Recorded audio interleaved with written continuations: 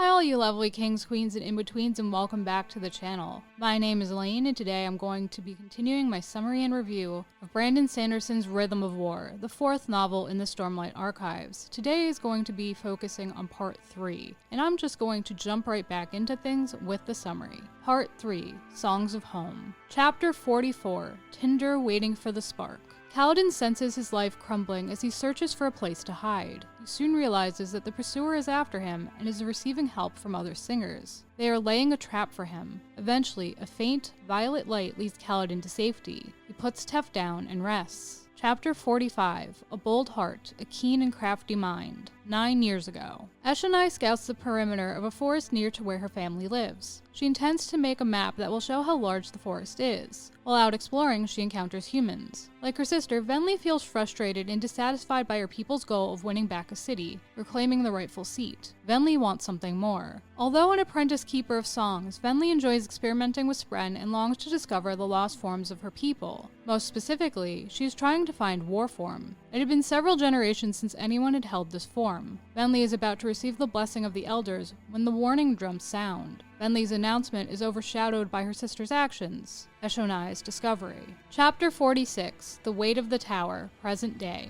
Navani informs Raboniel that she will organize her scholars and continue the research under the Feud's observation. Navani explains how her flying machine works to Raboniel and learns that it is sometimes difficult to persuade Spren to appear as devices in their realm. That void Spren are not naturally self-sacrificing from her. Navani concludes that soulcasters didn't hold Spren because they were Spren. That's on 593. Raboniel explains that she thinks the war can be ended with shared information and the singers in power. Navani checks on her scholars and discovers who was lost in the attack. She informs them that they will be cooperating. Rushu informs Navani she didn't find anything in the destroyed room. Scholars are put back to work. Navani is trying to figure out how to get them all out of their current predicament. Kaladin has a nightmare about War and his friends, Moash. He awakens to regret his decision to rescue Teft. He decides to do some scouting, with Syl to find supplies. Chapter 47, A Cage Forged of Spirits. Dalinar's forces fight the traitors and their allies. He believes they will soon win. Dalinar receives word of what has happened in Ur-Thru. He sends word back of what is happening in the battle, of Taravangian's betrayal. The Mink believes the enemy's efforts to block them from the Oath Gates, and the battle is a distraction. Dalinar and the Mink take precautions since Dalinar is also convinced something is wrong. Nolan, herald and leader of the Skybreakers, attacks Dalinar, whom he feels is not worthy of being a bondsmith, because his cause is not righteous. Dalinar touches him at the Stormfather's command and begins to see flashes of Nael's memories. Dalinar sees the Oath Pact, the thing that bound them together and made them capable of holding the enemy in damnation, a cage forged of their spirits. The Stormfather said in his mind, it was broken, even before Jezrien's death. They shattered it by what they did long ago. No, only one line of it is completely broken. The rest are there, but weak, impotent. Dalinar pointed to one line, bright and powerful, except one, still vibrant. That's on 609. Nael flees. The Stormfather isn't sure if Dalinar can reforge the Oath Pact, or how. Dalinar sees how the heralds suffer for what they did. Dalinar realizes he needs to both understand his abilities and find a way to use them to end the war. Reforge the Oath Pact, or find another way to bind Odium, permanently. Chapter 48, Scent of Death, Scent of Life. 9 years ago. Eshonai spends a lot of time with the humans learning their language. Eventually, she takes them to the Shattered Plains. Gavilar, his brother, and company see a chasm fiend. Gavilar is interested in the listeners. When he returns, he hopes to find Eshonai's people living in one of the cities on the plain's edge. He also wants to hear from the Keepers of Songs upon his return. Chapter 49, Soul of Discovery, Present Day. Navani puts her scholars back to work. The sibling informs her that Raboniel is trying to break through the shield. Navani has 4 tasks to complete: maintain her ground, which meant the shield couldn't be destroyed, inform Dalinar of what had transpired, determine how the enemy had negated radiant powers, and turn the power upon the singers and or mount a counterattack with the awakened radiance. The sibling explains that the shield is an extrapolation of the surge of soulcasting.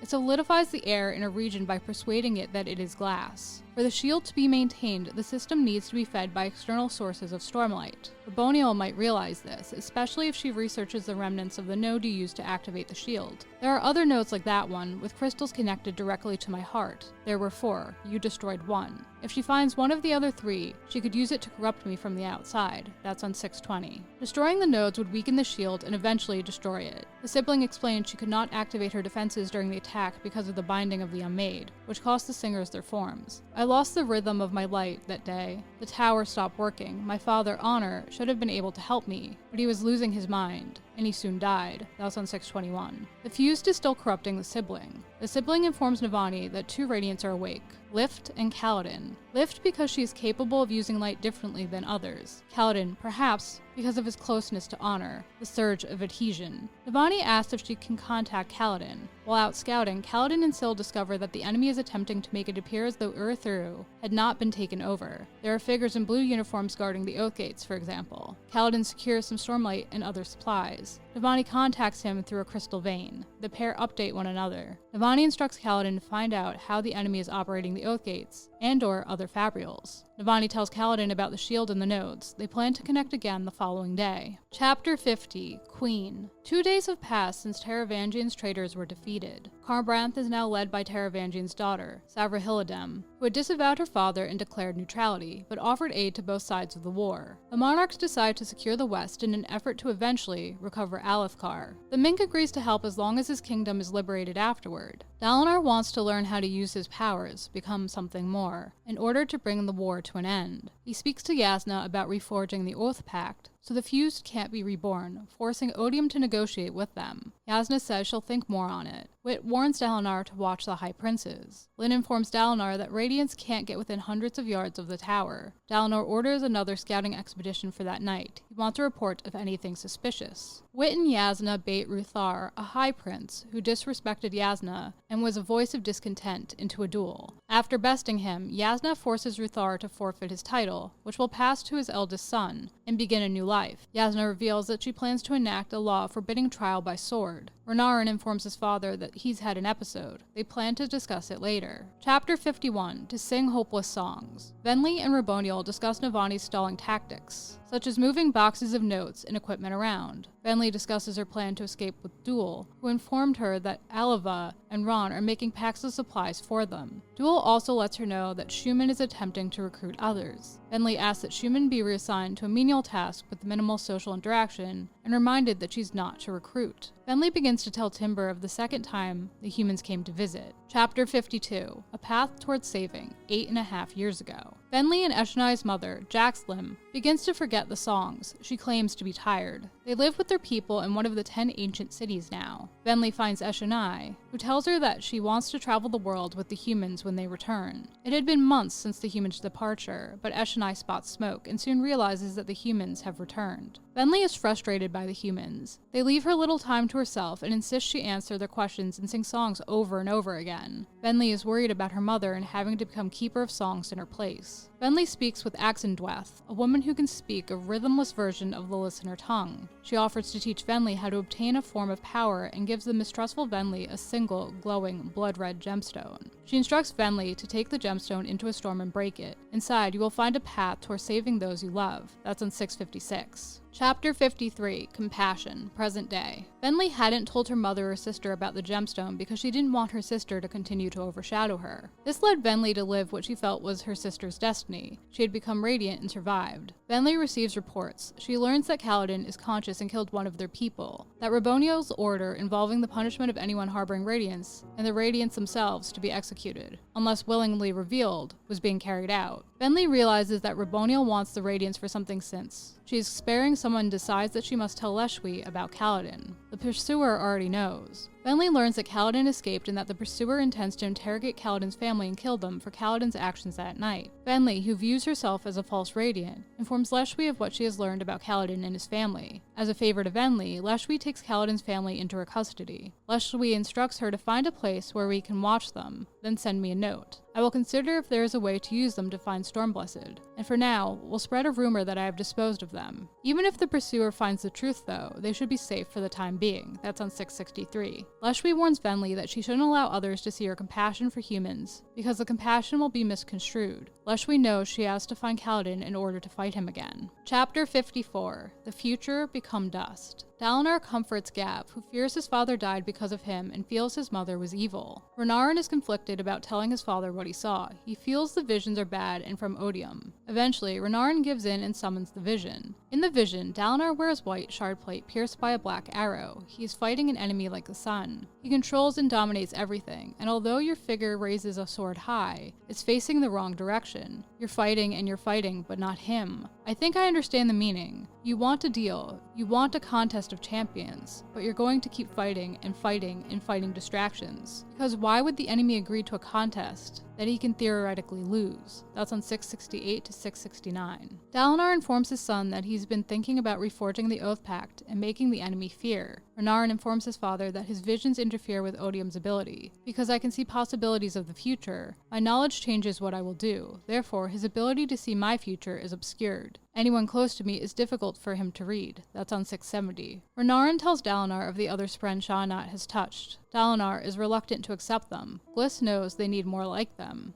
Renarin thinks he knows someone who will be the perfect choice. Chapter 55. Kinship with the Open Sky. Dabeed is guided to Kaladin by the line of crystal. He bears broth. Kaladin leaves Teft in Dabeed's care while he runs an errand for Navani. Kaladin is too slow to get to the Oath Gate, but he notices that the Oath Gate glowed the wrong color when a transfer was made. Having had Syl spy on some enemy scouts who were watching both the Oath Gate and the sky during his descent of the tower, Kaladin realizes that they were communicating with the Oath Gate operators via span reed. Kaladin has Syl follow the scouts. He intends to steal their span reed. Chapter 56. Nodes. Benley visits the room with the tower model where roughly 50 fallen radiants were being kept. Benley speaks to Duel. They continue to plan their escape and acknowledge that the Windrunners seem closest to waking. Benley wants Duel to try and wake a Windrunner. She knows they'll need a distraction to aid in their escape. Duel thinks a surgeon may help with the plan and to tend to the fallen radiants. Venli thinks Kaladin's father may be a good fit. During a meeting with a group of Deepest Ones, Venli discovers that there was no invisible Spren in the tower, and the secret Spren were useless when it came to finding Fabrials because the whole tower is a Fabrial. That meant both she and the Radiants could use their powers unnoticed. Venli also learns that they are looking for the nodes that created the shield, and have not had any luck yet, but feel as though at least one node must be somewhere where Stormlight could renew it, naturally. Azish, Duel's wife, informs Venli that they have found another listener, like her. Chapter 57, Child of Odium, 8.5 years ago. Eshonai enjoys the company of the human visitors and knows they are leaving soon. She wishes they stay longer. Eshonai speaks with Dalinar and expresses her interest in seeing where they live and having the humans visit them more often. Dalinar warns her to be careful since the attention of his people could be dangerous. He promises that they will meet again. Tired of living in her sister's shadow, Venli steps out into a storm with the gemstone she had been given. Venli breaks the gemstone, freeing a Spren who agrees to live inside her and help her accomplish incredible things. The Spren intends to scout out things on Roshar before they truly set to work. There is a part of Eshonai that wishes Venli wasn't around because she dislikes how she complains in her jealous nature. When Venli returns from the storm, Eshonai learns that Venli had not achieved war form and that her sister is struggling with her rhythms, and seems more confident than before. Chapter 58, Span Reeds, Present Day. Syl and Kaladin follow the scouts. They discover that they dropped off their span reed in a span reed hub. After Syl causes a distraction, Kaladin seeks past the guards to the span reed hub. With the help of some rope, a brush, and a reverse lashing, Kaladin steals a leather case filled with voidlight span reeds. As Syl and Kaladin begin to make their way away, they notice a blinking garnet light. Kaladin speaks with a sibling who informs them that she needs his help because the enemy has found the node open to the air. She needs his protection. Kaladin knows he needs a better weapon and to move quickly. Chapter 59, The Lattice of a Growing Crystal. Kaladin steals a spear from a group of guards. The sibling begins to guide him with her light. Kaladin sneaks and fights his way through the tower to the sibling's node, where he finds Raboniel and the pursuer. It appears a trap had been laid for him. Kaladin and the pursuer get into a fight. Then, Kaladin forces the pursuer to chase him before trapping him in a hidden room. Afterward, Kaladin returns to the node and destroys it. He knows he could not have defended it on his own. Raboniel stabs Kaladin and learns that his healing powers are lethargic. She wants to know more about his limitations. Raboniel doesn't kill him and instructs Kaladin to depart. Kaladin flees. Chapter 60, A Sigh. It's the day after the destruction of the node. Venli visits Elaine, who had been imprisoned for being an Asai, or human sympathizer. He had betrayed his people. He had been sent to spy on the humans and had become friends with the humans. The pair catch each other up. Elaine had been sent to the bridge crews, the others of their kind had been turned into fused by odium, while Venli had been preserved to tell stories and inspire the freed singers. Venli tells him that she intends to form a new group of listeners. Elaine wants to defeat odium and insists that Venli get him out of prison. He wants to be taken to Asina. He has something useful to show her and Venli if she proves helpful. Venli agrees to try and get him out. Venli finds Raboniel in the Blackthorn's rooms with a group of fused who are busy cataloging his belongings. Raboniel is speaking to a scarred man who wishes to strike a deal for the use of the Oath Gates. He gives Raboniel an advance on future payments and a gift. A captured edge dancer who is fueled by lifelight as opposed to stormlight. Venli tells Raboniel about Elaine. She demands that he be released into her care as compensation for her service to the fused. Raboniel agrees, warning Venli she will be punished if he acts out. Venli retreats to speak her next oath about freedom. She wishes to free those who have been bound. Her words are not accepted. She realizes it's because she didn't do anything to help the young edge dancer. She realizes she needs to change to progress as a Radiant and respect her powers. Chapter 61, Oil and Water. Kaladin reports to Navani. His job is to continue to buy her time with which to work and reverse what has been done to the tower. Raboniel's further corruption of the sibling has weakened Kaladin further. Kaladin explains that he managed to steal some working span reeds. Syl studied them and realizes their spren have been corrupted. The rubies work on Voidlight now, probably because of the spren. Kaladin knows they need to get word to Dalinar about what is going on. Kaladin is instructed to keep an eye out for Lift as well. Navani intends to think through things more on her own before they speak again to try and resolve various problems. Navani is tired of simply stalling. She wants to figure out how to turn the tides and knows part of that involves getting the tower to regulate itself and raise its defenses properly. Things it has not done since around the time of the Recreants. Navani asks the junior engineer, Tomar, to sneak a device that will help Kaladin get up and down the tower quickly in a map out of their confines so that Stormblessed can retrieve them. Tomar agrees to try. Raboniel confronts Navani about how her scholars aren't making much progress because they're repeating work. Raboniel informs her that Navani will work alone going forward and give written instruction to her scholars twice a day. Raboniel will vet them. This is to curb deceit and force progress. Raboniel informs Navani that the shield is a soul casting. Raboniel shows Navani a tower light, a mixture of stormlight and lifelight. Raboniel wonders if they can mix voidlight and stormlight too. Raboniel agrees to give Navani scholars gems that will work to power fabrials within the tower as proof of good faith. Navani is instructed to experiment with the tower light. Once Raboniel leaves her, Navani speaks to the sibling and asks to know where the remaining nodes are so her people can keep the enemy from locating them. The sibling will only speak to Navani about it once she has plans in place to deflect the enemy's attention. Navani agrees. Chapter 62, Keeper of Forms 8 years ago.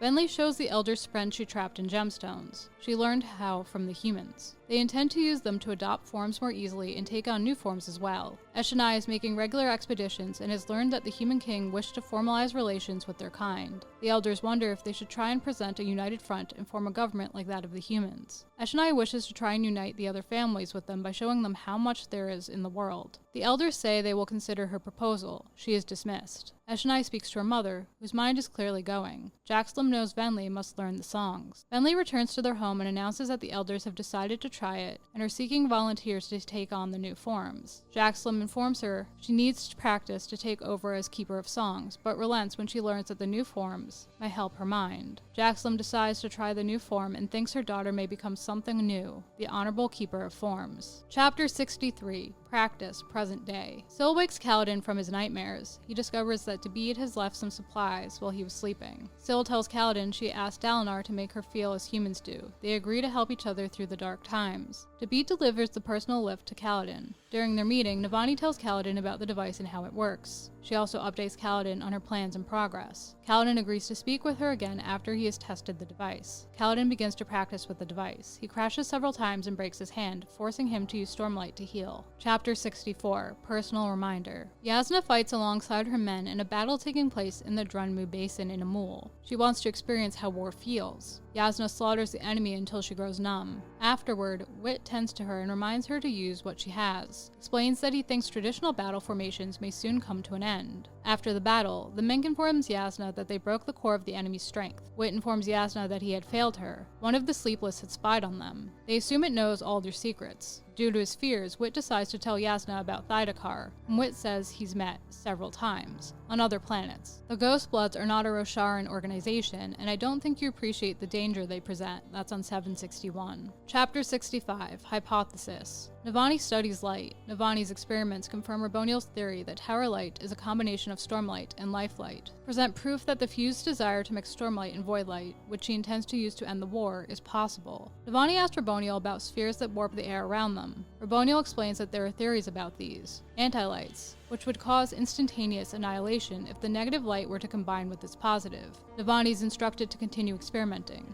Raboniel informs Navani that if she can find a way to combine void light and stormlight without destroying them, demonstrating that they are not opposites, she will free Ur through.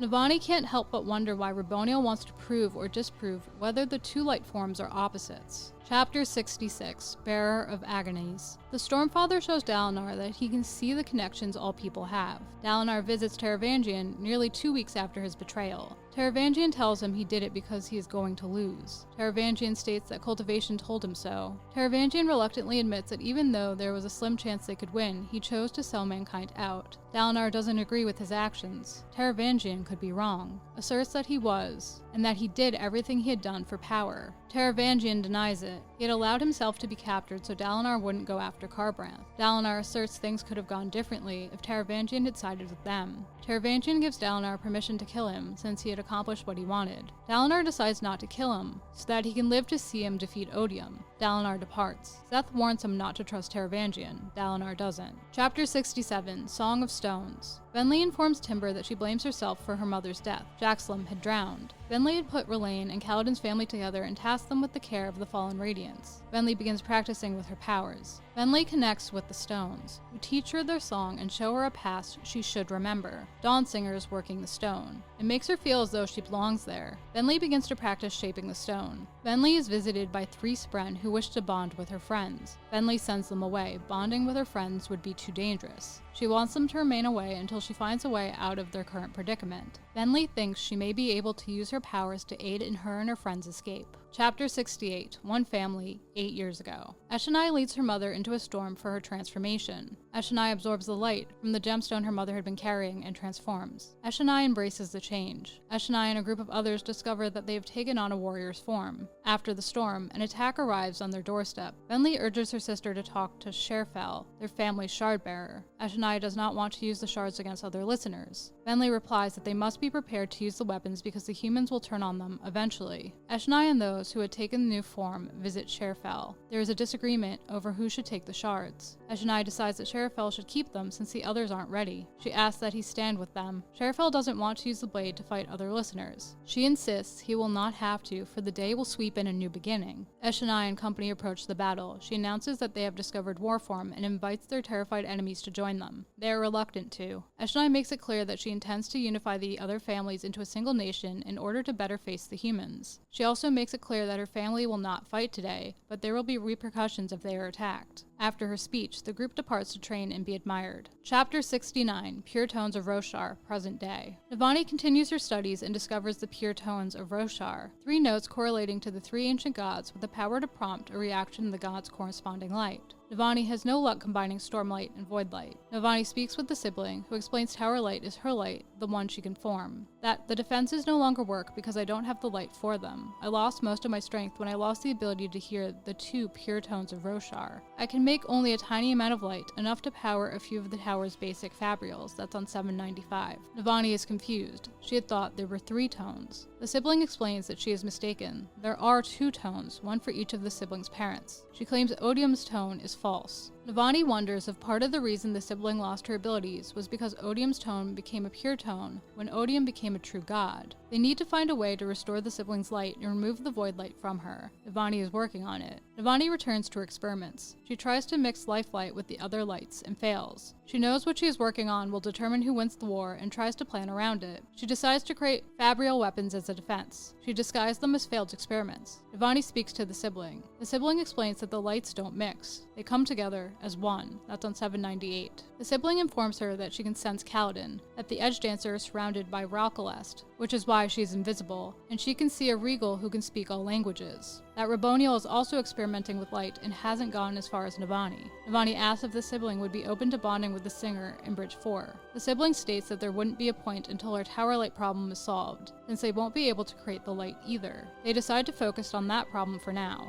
Navani shares her plans to protect the remaining nodes. They convince the sibling to tell her that one of the remaining nodes is in the well at the heart of Breakaway Market. The sibling wants Kaladin to infuse it with Stormlight to see if the corruption can be counteracted. The sibling refuses to tell her about the final node until she has seen that Navani's plans help. Navani returns to her work, but is interrupted by the sibling's light frantically flashing. The sibling tells her that the enemy has found the node in the well. She's doomed, and Kaladin is too far away to help. Navani insists the sibling contact Kaladin anyway while she figures out a distraction. Chapter 70. Well. Kaladin awakes from a nightmare. Syl informs him of the sibling's plight. Dabeed helps Kaladin prepare to meet the enemy and says his first words to him: life before death, on 804. Navani demands to speak to Raboniel. It becomes clear that the enemy had expected her to try and distract them, and she realizes that Kaladin is in terrible danger. On his way to the well, Kaladin is attacked by the pursuer in the Breakaway Market. Heavenly ones are also incoming. After Kaladin forces the pursuer to retreat, he engages Leshwi while Syl scouts out the node's exact location, so he can be led to it. Kaladin is wounded during the fight and realizes that his Stormlight is responding even more slowly than before. Syl returns and signals that she is ready. Leshwi suggests Kaladin surrender since their fight is no contest. Kaladin refuses to surrender and makes a break for the node, where he encounters Raboniel, who cuts him with the dagger. Kaladin breaks the node. While making his escape, Kaladin is trapped as a lid is placed over the well and weighed down. Kaladin begins to panic. He's trapped and without Syl. Kaladin decides to seek the source of the water.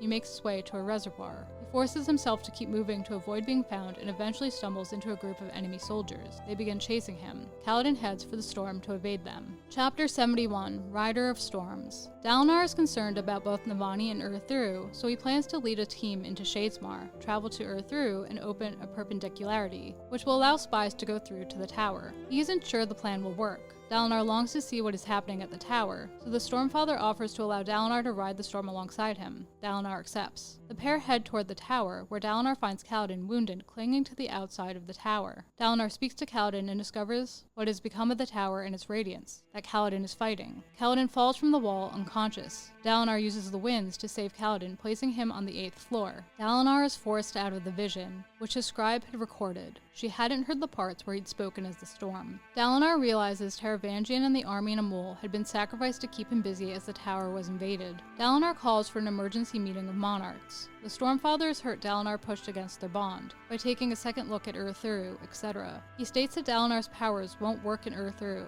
He needs more experience. Dalinar is frustrated. His training is moving too slowly. The Stormfather can't help him. Only Honor could have trained Dalinar properly. The pair realize there is another bondsmith. Dalinar speaks to the herald, Shalash, who confirms that Ishi, creator of the Oath Pact, is a bondsmith. Dalinar knows he would understand what I can learn to do. Then he needs to find a way to speak to the God Priest, then convince him to help me rescue Urthru on 825. Chapter 72. Outmatched. Navani waits, nervous and knowing that she has been both outmatched and defeated. Raboniel comes to visit. Raboniel reveals that she had always listened in on Navani's conversations with the sibling. Either she did it or another fused. Navani realizes she provided the enemy with the location of the 3rd node. Raboniel tries to soothe her by blaming the naive sibling. When I touched the pillar, I knew the sibling was awake, but pretending to be dead. So I let the ruse continue and I listened. I couldn't know that decision would bear fruit on 827. Raboniel won't admit how she did it and insists Navani return to her studies and help end the war instead of fight her. Raboniel admits they didn't kill Kaladin, who isn't healing from his wound because the sibling's transformation is almost finished. That he headed into the storm. Raboniel departs. Navani prays for Kaladin. She feels like a failure. End of Part 3. Interludes. I-7. Szeth. Szeth is on guard duty, watching over Dalinar and Gavinor, whose laughter frightens him. Szeth is visited by a High Spren who refers to him as his acolyte. The High Spren agrees to accompany Szeth on his crusade to judge what is true. The Spren states that Szeth may have to fight and kill those who have broken their own laws, that to progress as a Skybreaker, you will need to become the law. To reach your ultimate potential, you must know the truth yourself rather than relying on the crutch presented by the 3rd ideal. That's on 834. Szeth is to continue his duty, but know it must eventually be abandoned for something greater. Szeth returns to his duty and finds Dalinar speaking to a woman about Taravangian's requests. Seth discovers that Taravangian requested an oath stone. For years, Seth had obeyed the law of the oath stone. The centuries-old tradition among his people dictated the way to treat someone who was truthless, like him, since his warnings that the enemy would soon return were rejected by his people, leading to both his exile and truthless status. An object, no longer a man, something to own. That's on 835. Seth wonders why Taravangian wants an oath stone and what he is planning. Seth knows he needs to stop Taravangian before he killed Dalinar. I-8. Chiri Chiri. Chiri Chiri, a Kremling, overhears a meeting between Ryzen and another soft one. She learns of the sleepless, who are all around them and not human. Chiri Chiri hears a warning, one of the rhythms of Roshar. The soft one acknowledges that what Risen told them puts Risen in more danger, but Risen needed to tell someone. The old soft one says his knowledge doesn't extend into the god's dealings, and his self-indulgences nearly ended both the life and career of his most promising apprentice. The old soft one states that they will help Risen bear their burden. Risen states they must tell no one. The unnamed one says they will think on what they learned to figure out what advice to give. Mentions dawn shards, then departs. Chiri Chiri tries to speak, does a little shocking Risen. I-9, the sword. Taravangian wants to meet with Seth, alone. His smartest self had instructed him not to speak to Dalinar. When a visitor is announced, Taravangian assumes his planted seed had borne fruit. Taravangian is surprised to learn that Renarin had come to visit. Renarin claims Taravangian is lost in darkness, but not alone. Tells Taravangian if he sees anything that will help him come to a decision, he will inform him. Renarin departs. Seth speaks to Taravangian while disguised as a guard and asks why he requested an oath stone. States that he will not follow Taravangian's orders. Taravangian asks if he brought the sword because the sword is something we didn't anticipate. It was nowhere in the diagram, but Odium fears it. Do you understand? He fears it. I think it might be able to harm him. We attack him with it. 842. Seth reasserts that he will not serve him and refuses to be manipulated by him. Taravangian informs him his father is dead and continues, I believe his ability to see us here is limited. Therefore, we may talk freely. I doubt you can harm Odium directly unless you are in one of his visions. You must get into one of those visions. Can you do this? That's an 842. Taravangian begs Seth for his help. When Seth turns to leave, Taravangian instructs him to give Dalinar the sword. Dalinar is taken to Odium's vision sometimes. It should travel with him. Do you understand? Odium thinks the sword is in Urithiru. He doesn't realize you're here. He can't see it because of Renarin. That's on 842. Seth states that he doesn't understand Taravangian's attempts to manipulate him and refuses to help. Seth departs. Taravangian weeps.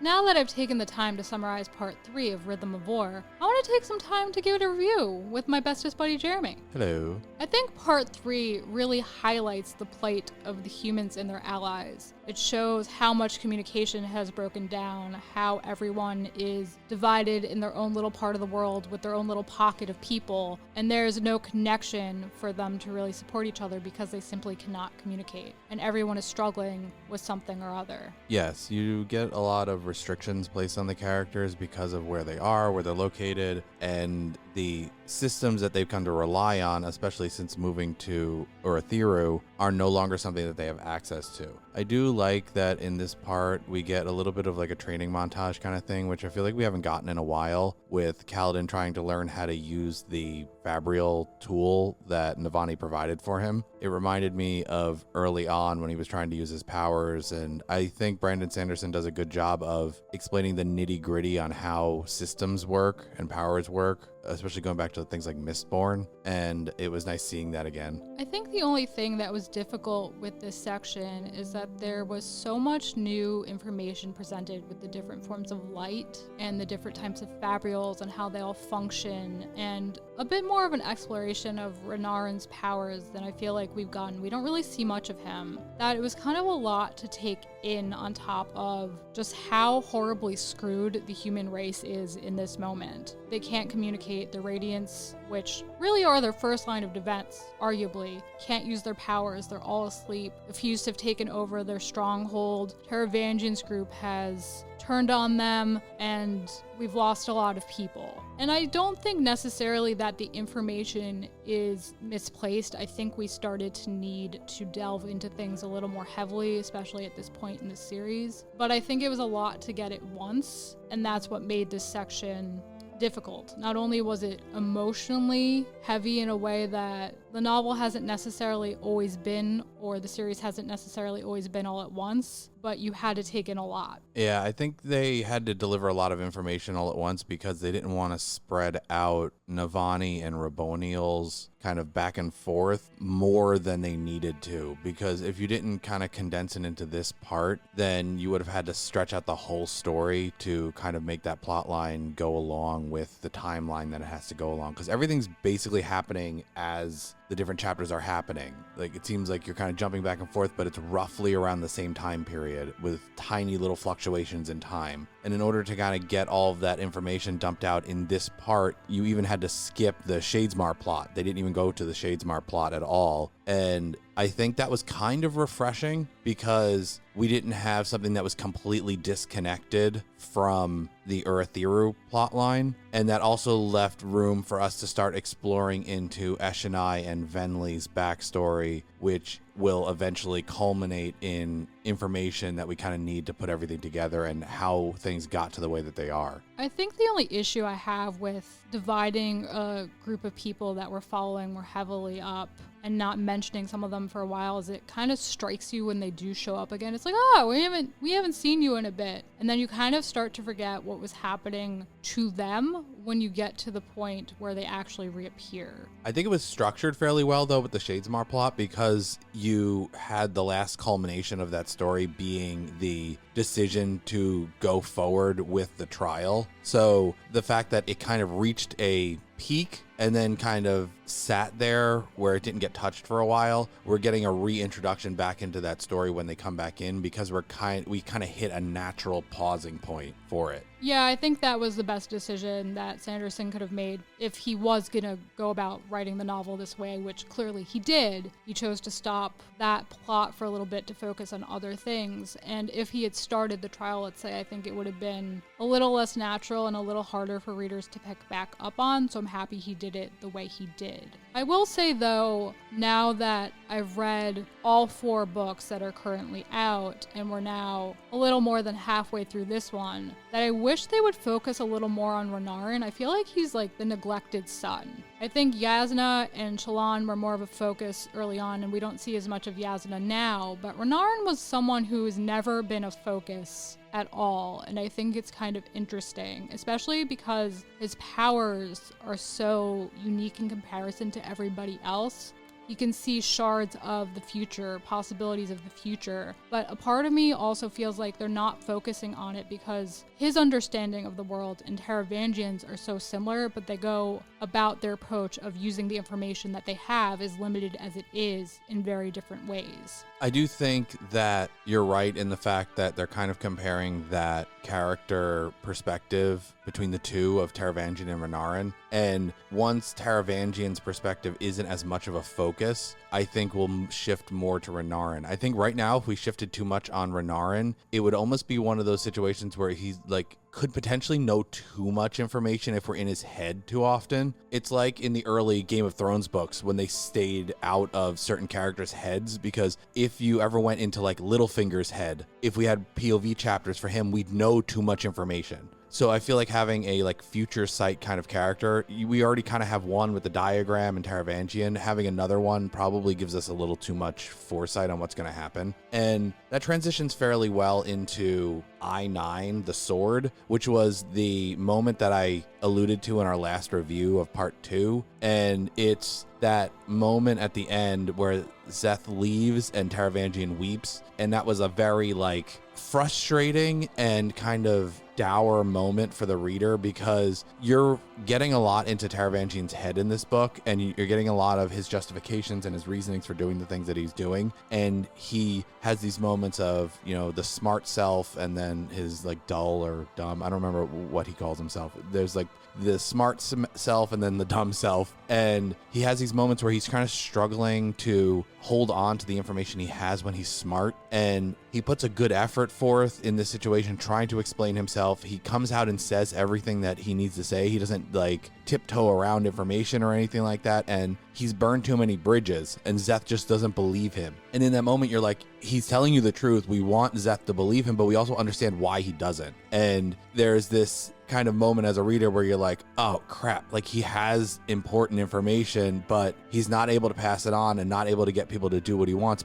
because of the bridges that he's already burned. So I think it's a really good moment for that character because we've been building that character little by little over this book and into the previous book. It almost makes me question whether or not he truly wanted to betray everybody. Like, he's convinced that mankind is doomed, that man is going to fail, that Dalinar is going to lose, and there's no turning away from that. But in these tiny little moments, it seems like he's almost trying to redeem himself. He's like, well, actually, maybe I'm wrong, but I'm actually not wrong, but I might be wrong, so I might as well suggest that maybe I can be wrong. And it's kind of interesting. It almost makes you question everything he's saying to you. Like, we know as readers that what he has just said to Zeth is true, but it becomes easier to question whether or not the other things he believes about their current situation are true. Yeah, because I mean, we do get that conversation between him and Dalinar in the last set of like the last Taravangian chapter. I don't know if it was the previous one or the one prior to that, but where he talks to Dalinar and he explains to him is like, I knew you were going to lose. That's why I did what I did, even though there was a chance that you would win. So he's going based on the information that he feels like he has, and he is very stuck to that information that he feels like he has from the diagram. And I don't think as a person he morally agrees with the decisions that he's making. I just feel like he thinks he's making the best decision for everybody involved, especially his people specifically. And it's like that Doctor Strange moment where he's looking into the future and he finds the one outcome that they could potentially win, and he's like, this is the best way for us to salvage something out of this, so that's what I'm going to do. But he's also trying to potentially win the war and beat Odium as a whole. So he has good in him. You're seeing that. And I think it's interesting that he holds onto that thread, the larger thread, arguably, of negativity that they are going to use. Because I feel like a lot of characters, and yes, they're predominantly heroes, and I wouldn't necessarily describe Taravangian as one. When they look at those odds, it's like a Han Solo moment where they're like, oh, never tell me the odds. Like, there's going to be a way to win. I'm going to prevail in the end. And Taravangian is largely convinced that that's just not going to happen. And it's so refreshing to have a character like this who's just so convinced that they're going to fail and tries to make the best out of a losing situation, if you will, because we see the opposite so frequently. And It makes for such a complex character, which I think is why I'm drawn to him so much. There's so many layers to this character, and he progresses and complicates the plot in ways that aren't always clear as you're reading through until the very end of the novel. Yeah, I think Sanderson builds him very organically over the time that he's been in the story, and you identify with him more than you identify with most of the characters because he has a realistic outlook. He doesn't have the outlook of, like you're saying, a hero who's always like, we're gonna find something, we're gonna win in the end, it doesn't matter how the odds are stacked against us. He's practical and he's pragmatic, and he's approaching it from a perspective of someone that is like, I want to protect my people. This is the best way I feel like I can do that. And you also get moments, because you're jumping back and forth between the smart side and the dumb side, where this is not like a scholar or a tactical genius in those moments when he's dumb, because he comes off as a normal person, because he is trying to interpret information that it came from him when he was smart, but it might as well be coming from another person because it's information that he doesn't understand or have the recollection of. So we get to approach that information from a layman's kind of perspective. And speaking of different perspectives, I feel like we run the gamut between the different extremes where you have kind of down and dour perspectives like Zeth or Kaladin at moments and Shallan, and then you have ones on the other side that are all triumphant in Dalinar's brighter moments and the sort of triumphant moments that you get from Navani at times, because I feel like Navani is in her element now. I don't think she was great as a leader. Honestly, as a leader of the people of Urithiru and essentially the Radiants, that whole faction, I don't think she was in her element, and I don't think she was making the best decisions. But now she's back to being a researcher and a scholar, which is where her passions lie. This is the thing that she wants to do. And honestly, this is probably the best thing that could have happened to her as a character, was getting shoved in this room and just figuring things out and researching and experimenting, because even though she's in this dour situation, she seems almost triumphant in the moments where she does figure things out. And I know you're saying that we're getting a lot of information dumped on us, but I think it's interesting. And I think, and having known where it ends up, the way that the information gets dripped out to us leads to a culmination that makes sense. And I think every little piece makes sense as it goes along. And I think that just speaks to the talent at world building that Sanderson has. I have to say, I don't enjoy Navani as a character. I don't enjoy the work she did and the like nitty-gritty detail that Sanderson went into in describing her work. But I would say it's realistic. Like, she comes up with a theory, she tests it, it's wrong. She comes up with a new theory, she tests it again, maybe it's wrong, maybe it's right, and she keeps adjusting. So there's a natural progression to how the information is revealed to us. But I would say that at times it was a little frustrating when we learn a thing, we're convinced, okay, this is the thing, and then before we know it, it's not actually the thing, and then we have to relearn information, because it can get a little confusing when you're told this, but then actually no, it's not this, it's this. Yeah, I definitely can understand that, but I think it comes from the fact that the information is being delivered to us by the characters who are organically figuring it out as they go along.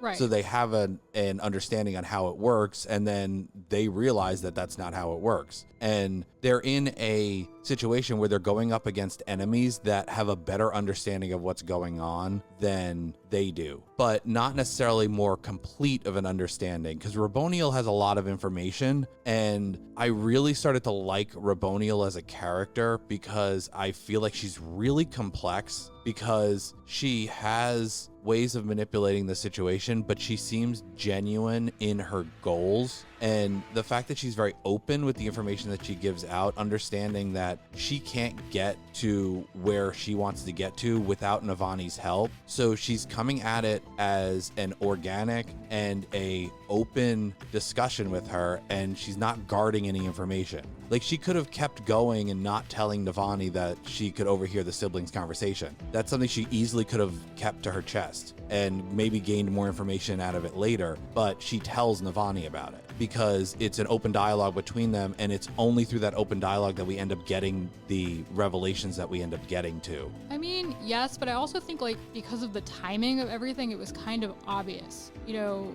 Navani has this conversation with a sibling, and she finds out where the node is, tells Kaladin, or finds out where the node is, and then has to tell Kaladin because Raboniel found out, and then immediately an attack is made on this node. Yes, it seems like that more when you're going through the summary, I feel like, than it does in the moment, because there's a lot of stuff that takes place in between. There's a lot of talking that takes place in between. So it doesn't seem like an immediate pieces together when you're, reading it in the moment. But yes, it does seem like that made sense. But she also was actively looking for them. So it's not like she wouldn't have eventually found it. Most likely she found the other ones. So it's not like she wasn't going to find it eventually. It was just trying to get there first. Yes, but if, let's say, this conversation happened and then a week later the attack happened, it wouldn't seem to have such a clear connection. Because even if she hadn't been told, I think Navani would have been like, it's kind of weird. I just had the conversation with a sibling about where this node was, and, it seems like 5 minutes later it got attacked.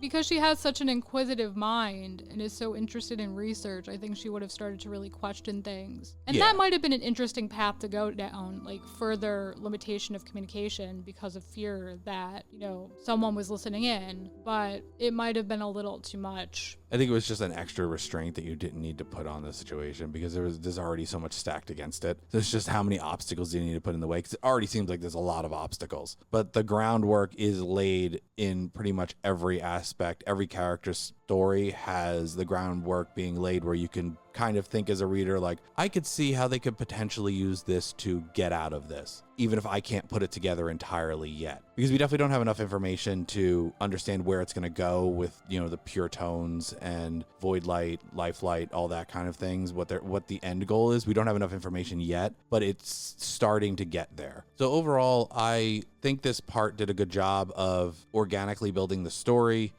though at times it was a lot of information. I'm glad that they got a lot of the background information for Venli and Eshonai and a lot of the nitty-gritty information out of the way in this part, while we also weren't focusing on Shadesmar, so we could move forward and not have to get info dumped as much. So I was willing to take this part in the middle of the book, the dead center of the book, to just kind of take a step back, do some world building, lay the groundwork so we can move forward and have plot going forward, especially knowing that we're going to go back to Shadesmar going forward, and we don't want more info dumping kind of bogging that down when we're already splitting our attention to essentially another dimension. And there you have it, our review of Part 3 of Rhythm of War, the 4th book in Brandon Sanderson's Stormlight Archive. Stay tuned for more, coming later, probably this week, maybe in the next few days, who knows. Part 4 and Part 5 wrapping everything up. If you like what you saw here today, please smash that like button until it's blue. Subscribe, ring that bell so you'll always know what's up, and you'll get to watch these summaries and reviews the moment they come out. And we'll catch you in the next one. Bye guys.